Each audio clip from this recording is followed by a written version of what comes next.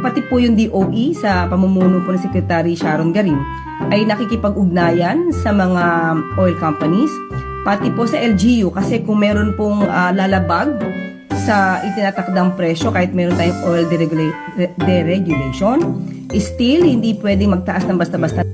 Actually, hindi na yan makontrol ngayon ng mga DOE kung mag-increase man bawat litro ang mga gasoline station. It is because wala talaga supply unless the DOE will prepare the price protection sa mga gasolinahan.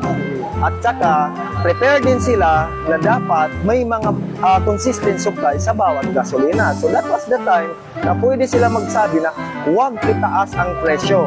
At the same time, wala nang dumarating na order from Middle East.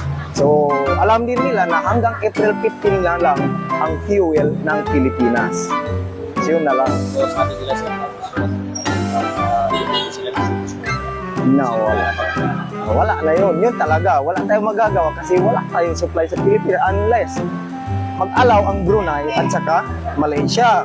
Pag-allow tayo magdala dito ang Brunei at saka Malaysia, possible tayo. Pwedeng bumaba yung fuel.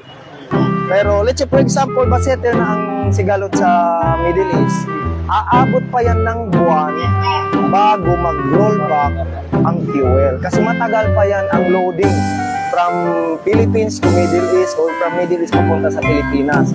So doon pa lang tayo magkakaroon ng mga konting rollback. Pero as of now, nawala talaga. Yes. Okay, yun lang.